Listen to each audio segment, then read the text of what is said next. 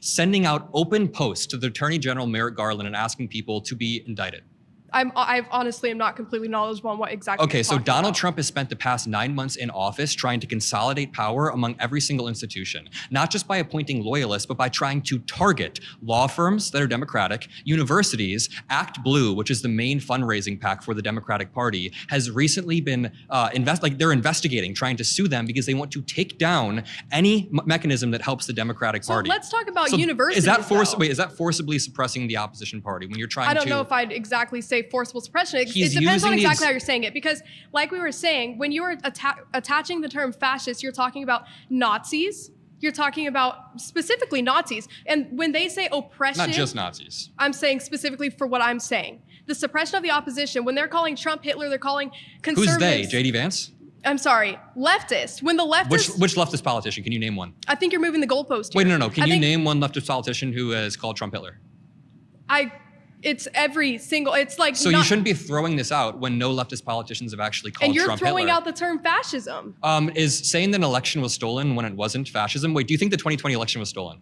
I don't know. You don't know. I don't know because I'm not honestly, up in power to find that out. this proves my point. Trump is causing a rise of fascism in our generation. I would never say that you're a fascist, but I think there is a normalization of an ideology where people are denying elections. Mm-hmm. You don't even know if the 2020 election was stolen. This isn't America. The 2020 election was not stolen.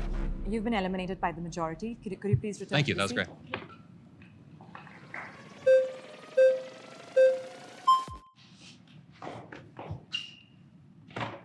Nice to meet you. Nice to meet you as well. So you keep saying Trump is a fascist, and you just keep throwing that term around. I didn't say that. I said he's causing a rise of fascism in our generation. I would consider him a fascist, though. Yeah.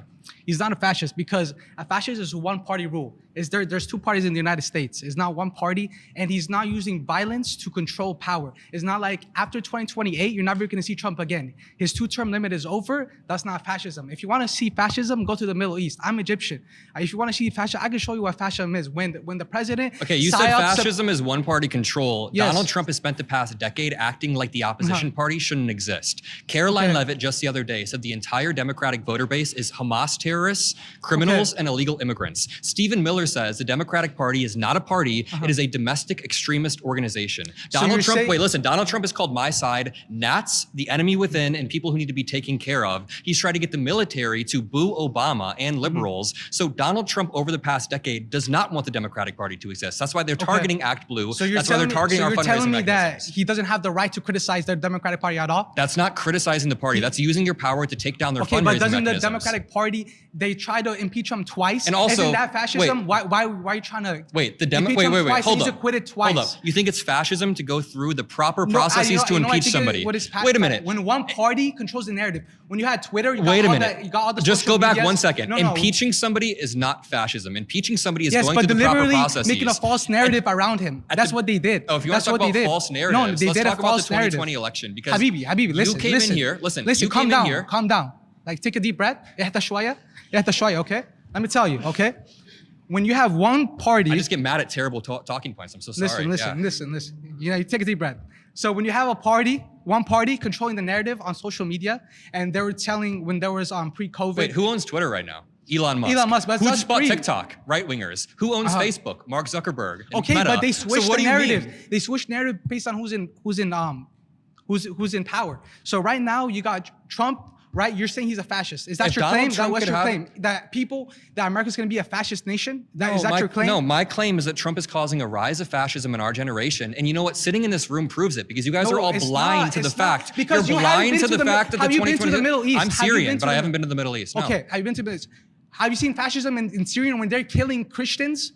Just because of their faith, that's fascism. That's fascism. Someone just claimed people. Listen, is Trump killing someone anyone? just claimed that fascism can only mean Hitler or Mussolini. So now there's a broader definition. Now you guys understand this. Okay, thank you. Thank God you guys understand it. It means fascism is attributed to those people because they killed people. Trump is not killing anyone. Fascism doesn't just mean you kill people. Yes, it's one party signing everyone off, and they're trying to control the whole population. Do you think if Donald Trump and Stephen Miller had it their way, they would let the Democratic Party exist, or do you think they would go after opponents, fundraising mechanisms, et cetera, et cetera? Which one?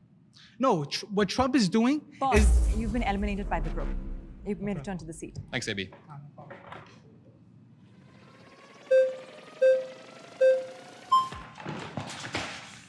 Damn. Nice to meet you. Nice to meet you, Adam. Ethan. Ethan. So I want to get started with talking about how you're saying sitting in this room with all of us who are blind to the truth or whatever is proving your point about the rise of fascism. It seems that you are doing exactly what people have been saying and applying this label needlessly to so many conservatives, like painting with a broad brush. And it makes me wonder if you really use fascism in the way, in like how the word means, or if you're using it as like a manipulation technique to silence opposition. My intention is never ever to paint an entire party as fascist or anyone in this room as fascist. I don't think anyone is. But I think that there is a blindness and there is a normalization of fascism. Can I ask you a question? Sure. Was the 2020 election stolen or was it not? Was it legit?